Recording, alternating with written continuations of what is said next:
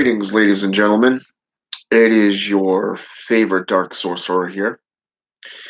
And tonight, I'd like to talk a little bit about Shadowmancy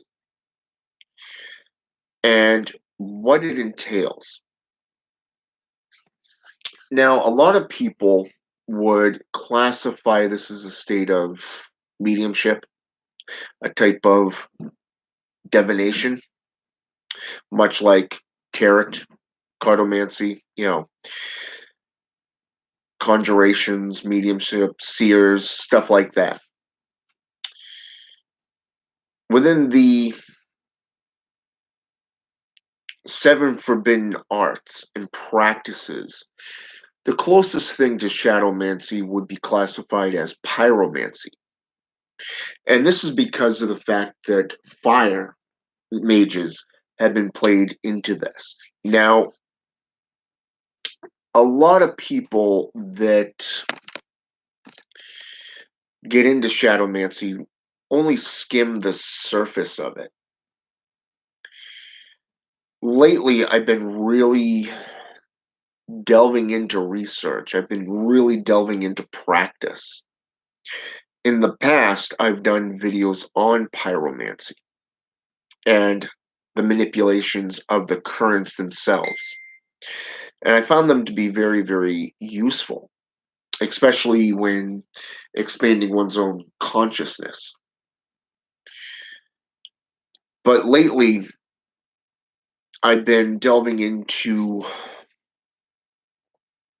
a certain tower that deals with a lot of different things. And I've discovered that these practices go well beyond what I initially thought they were. So I've been really delving deep into these practices, delving deep into the research. And one of which that came up was the definition that's most comes up with shadowmancy is the art of manipulating shadows. It is used almost exclusively by the by certain practitioners such as Satanism, Satanists and dark pagans and those who deal in the shadows, like necromancers. But the big thing that I just recently found out tonight, while delving into the Tower of Umbra, was the fact that shadowmancy is something that I've used in the past, but only to an extent. I didn't have a clue that this practice went this far, or as far back as it did. Now, those of you who are interested in shadowmancy in itself and pyromancy, I would recommend looking into the Kasu Mari, okay, or Marai. I guess it can be pronounced either way, but it's spelled Kasumari. Okay, and what's interesting to note is that it's a tribe in Sai Holloway, okay? And I'm probably butchering that name as well, but it's Chyhalloi is how it's spelled. And from what I can understand from it, I'm not sure exactly where it is. I know it's on the other side of the world from where I am. I'm guessing right now. I'm guessing it's basically either in Africa or it's in one of the Asian countries. So the fact that this has been used by so many types of influences, such as assassinations, shadow work, magic, bending the light, and so much more, is downright fascinating, in my opinion. You know, I've got about 3 pages that I printed off just today of my own personal research into this, and I started delving into it, and I sent a friend of mine a more experienced mage, or magi, I should say, um, what I had found. Just a small little paragraph, and he came back and he said, "What is the shadows? The shadows." I didn't understand what he meant by it, so I delved back into it, and I tried typing that in, and I tried looking up multiple different aspects of it, and finally I just had to go back in and into the links that I found. And what's interesting is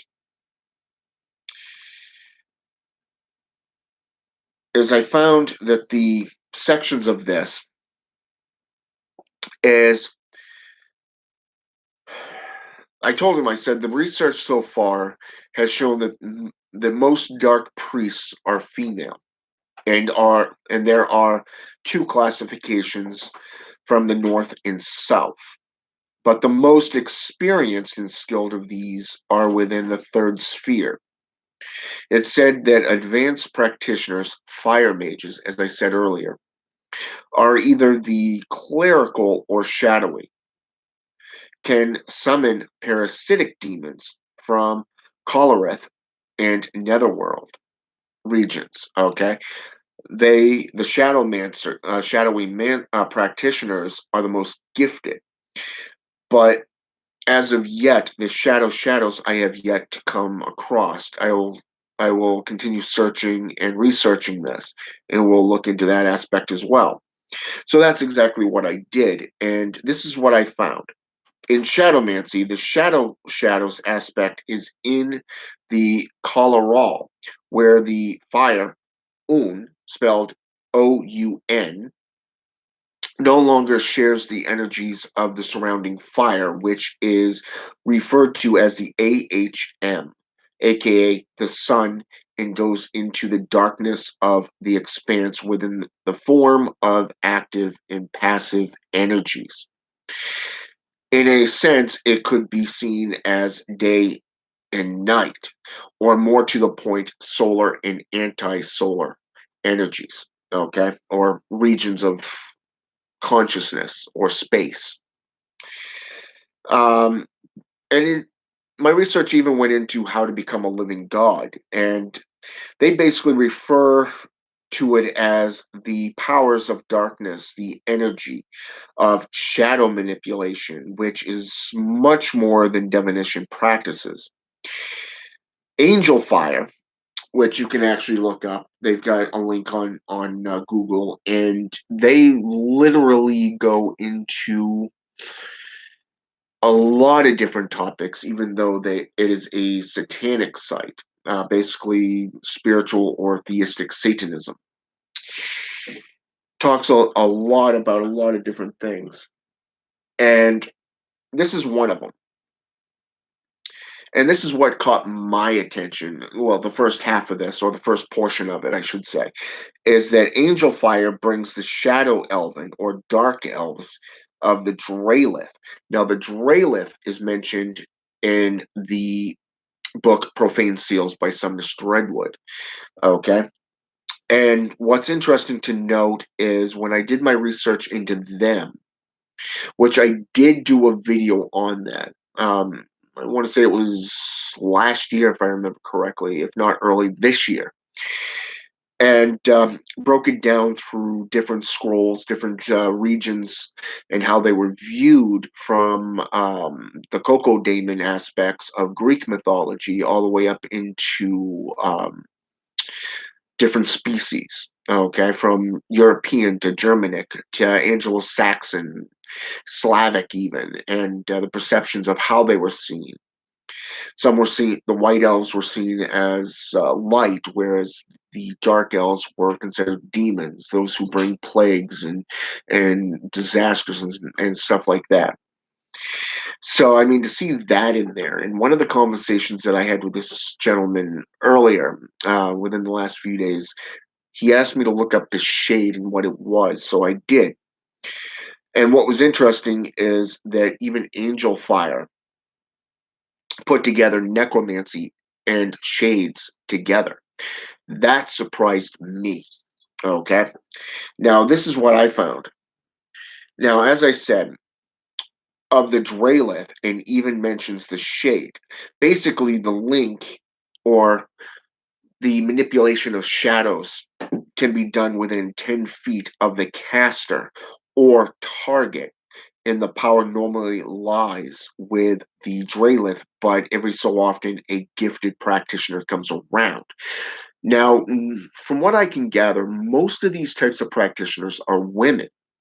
However, there have been few instances where male practitioners are involved. Now, I've done this sort of stuff to an extent, and I have a friend that can actually uh, contest this. And she lives down in the very, very bottom portion of Pennsylvania, and whereas I'm way up here in just under Canada. So, in Maine. So, I mean, it's, to be able to do that from this distance, that distance is pretty remarkable. So, I mean, I'm pretty sure that 10 feet is just basically for beginners. Okay. Now, I even went into noticing that the power normally lies with the Dralith, but every so often a gifted practitioner comes around. What I found interesting is the different things like shade, dance, carriage, jump, theft, and something called slam.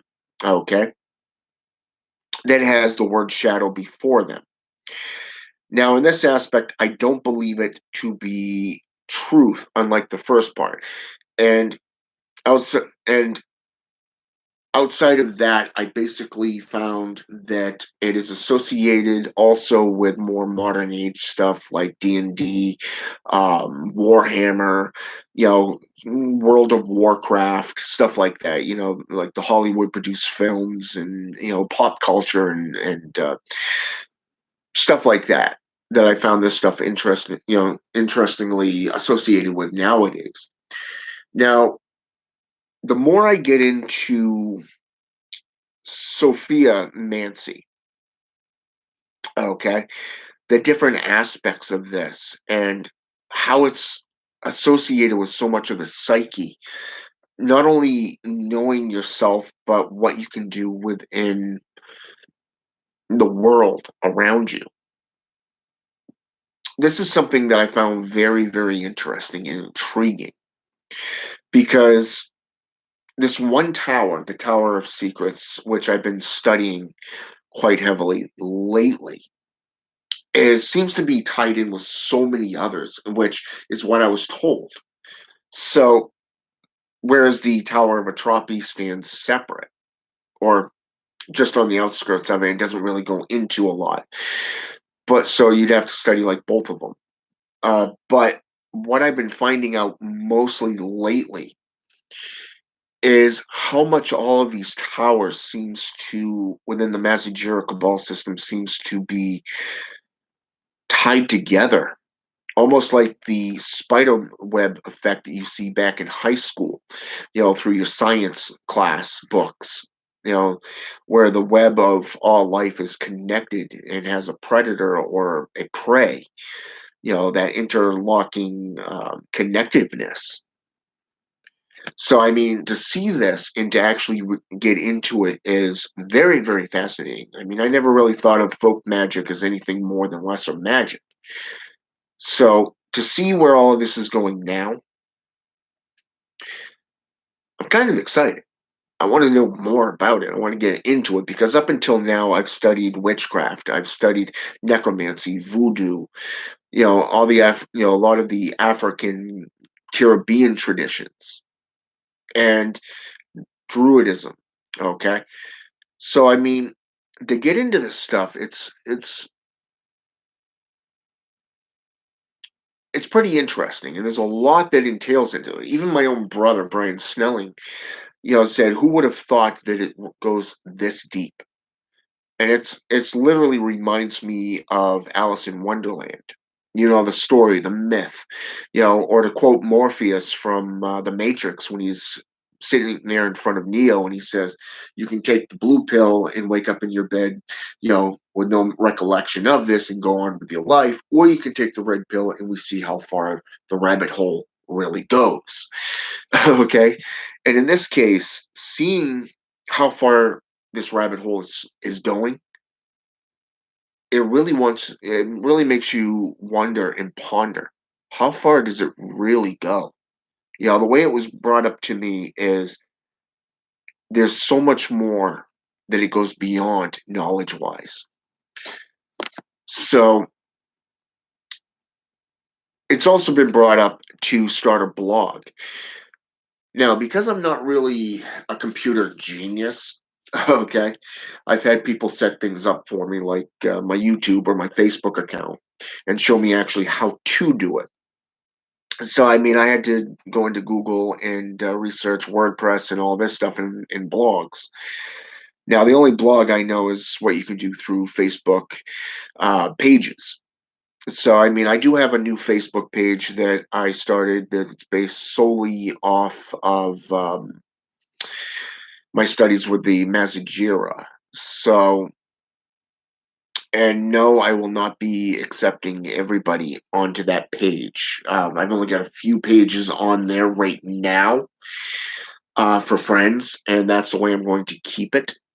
So don't bother sending me friend requests on that page, in that Facebook account, because I will not accept you. That is for the Mazajira and studies alone. Now, and my coven that I'm associated with. Outside of that, where that's going to stay. The Facebook account that I have now, the main one, that is the one that I will be doing a lot of things with. But for right now, I'm really focusing my attention on this aspect. I'm focusing on my studies within the Drelith, within Shadowmancy, and all the different aspects of Sophiamancy. Okay. Now, Sophiamancy is a term I have yet to come across. So to see, so I was guided. Okay, and I'll tell you a little bit about this. I was guided into the Cabal system, the Kabbalah. Okay, specifically a portion of Dementia. Okay, now this particular dementia aspect deals with a lot of different things that I didn't even take into consideration. Now, the Kabbalah aspects and Hermeneutics, I really wasn't a big fan of to begin with. And as they say, there's a time and place for everything.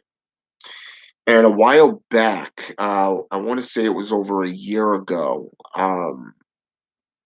I had a couple students and a couple potential clients come to me asking about the Kabbalah and asking about the Hermetic aspects. And, you know, like I said, that's really hasn't been my strong suit.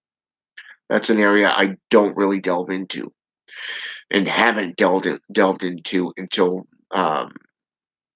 recently. And I've been learning quite a bit about it. Okay. Perhaps it's because I've been studying solely the necromancy and Mazagirikabal system of working in this area. I don't know. Maybe that's why it's making so much sense to me now. Okay.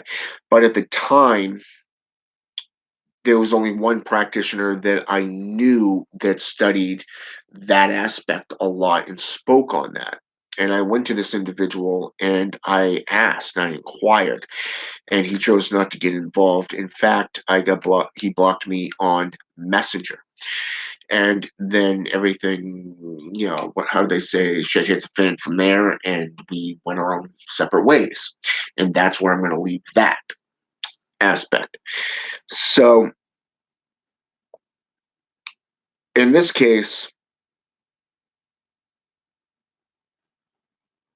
to see where necromancy is tied in with so many different aspects, such as shadowmancy, sophiamancy, and the Drelith, the shades, and dementia. Uh, okay. seeing how it's tied into all of this, it's fascinating. You know, I haven't felt this excited in a long, long time about sorcery. You know, as they say, you don't want to get too comfortable because then you get lazy. Well, I've always made it a motto to expand my knowledge, to expand this. And the one thing that I got into a few years back was the Tree of Death or Tree of Da'ath through the five books of satanic philosophy put out by Ariok. You know, that book really caught my attention, and I really liked that system of the death aspects of Kabbalah, the Klapoth. And that's as far as I got into that aspect. So here I am now getting into the Kabbalah and Hermeetics, and it's on the light aspect and seeing the light in the shadow aspects of justice alone. It's like I said, fascinating. I recommend that you get into it. I recommend that if you want a good source of knowledge and become more potent with your rituals, get into this. You know, I've been doing just about every night. I've been doing the void meditation and using a crystal ball. You know, my quartz crystal ball, and with a single flame, sometimes four candles going at once with incense and stuff like that, and doing this stuff, staring off into the shadows, staring into the crystal ball, watching the flames within a sense of pyromancy. Okay, basically working within the void meditation found in the Black Scriptures. This has really benefited me personally. So I do recommend that y'all get into it and see where it leads you. All right. Now, folk magic in general, like I said, I always thought was a lesser form. I thought it was just, fairy tales until I started delving into it when I got into the Dralith and the Sith, the Sadi, getting into the agents of death, like the zombies myths, the vampiric myths, the wraith, and the reavers and stuff like that. The lycanthropes, the ghoul, the black dog, also known as hellhounds. The banshees and lilins and stuff like that. I mean, a lot of people talk about the lilins, but they don't get into depths with it. So I will tell you this, that all of this stuff is tied in, at least as far as I can tell so far. Now, I'll keep you up to date on this stuff as my research and studies progress from here. But I wanted to really sit down with you and show you what I found so far on Shadowmancy. Okay. And like I said, I have started a blog on my new Facebook account, and I have been deciding on what to put and how to put stuff into it. I have not yet posted anything in this study of the Mazajira Cabal and practices.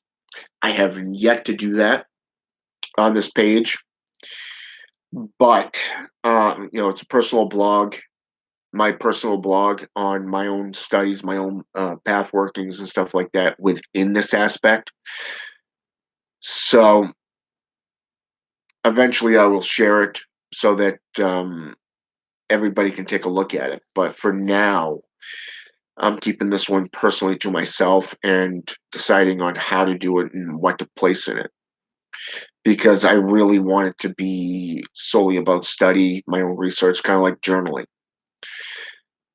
But I've also begun journaling and keeping a grimoire as well as, you know, as you can see, I have a 3-ring binder just about full.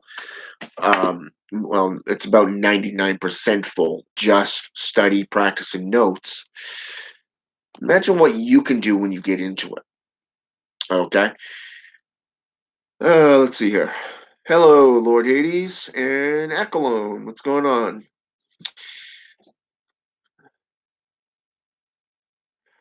Um, that's more spiritual conjuration, Elkalone. It's the Enochian system that deals with dealing with angels more than other beings. And yes, it is similar, but it goes well beyond there. It goes into a state of pure knowledge, gnosis, the hidden, how should I say this? The hidden domains, the pockets, whatever you want to call it, of infinite knowledge, which correlates with the Kabbalah and Hermetic systems. It really goes into that. And just from my own personal studies over the last 2 or 3 days in this system, dealing with this stuff, since I found out about Sophia Mancy. Okay. And yes, that's Sophia Mancy. Okay. Mancy. Okay. And Dementia, I actually posted this on my Facebook account and did a little bit of a backdrop on it and what I discovered, especially with the sun wheel, the different how should I say this, the sun cross, the sun wheel, how it relates to 93, 93, 93, which is what Crowley utilized within Do What Thy Will Shall Be the Whole of the Law, the Thelema system that he used, and went into so much more, especially that of runic and alphabet, alchemical symbols, and stuff like that. So, like I said, it does go into a whole huge amount of information to the point where my mind is completely blown as it is. So, you try doing this with a few hours sleep. And your mind's racing so much that it's hard to sleep, so you're basically not sleeping as much as you normally would because there's so much information to study and to practice, to delve into, and then you got links on top of that that you got to go into. And just keep in mind, I haven't even touched what's in my personal library yet. This is just what I found out from Google. Okay, just Google alone. I haven't even touched my personal library. So just imagine what I can get into with my library as well. And that's my next step because I really want to see what my personal library and grimoires and stuff like that have in them. Okay. And like I said, I will keep you advised on this and what I do with it and where it goes, where it takes me into. Because in a sense, this is a blog. It is a educational site, and I want you to see where it goes because a lot of people don't dare to go beyond the surface of things. Think of what the world knows about Shadowmancy and about um, the Kabbalah, um, the Tree of Life, if you wish, the Tree of Death. Think of it as the very tip of an iceberg. This is what we know about it. But yet you have this huge section underneath the surface of the water that you don't see. Okay? It could be miles wide, it could be miles deep. You don't know, okay? Because you don't see it. And as has been pointed out, I've seen the connections. Now I have to connect to that link. And that's what I've been doing through trying to do through the void meditation and just letting go and letting it come at me naturally. So until next time, this has been a video on necromancy, about shadowmancy and the aspects of that, and how it's associated with a few other things. And like I said, this is only a small portion, a fraction of what I've studied so far, just on this within a few days. Okay. I hope that you go into it. I hope you study it. I hope that you see where it takes you. Okay. Feel free to comment here, if you have any questions or you want to get in touch with me and ask questions about certain things that you find out upon shadowmancy and upon the different aspects of necromancy and the Kabbalah, stuff like that. And see if we can see where it leads us. All right. Because I'm interested to see where it leads you as well as me.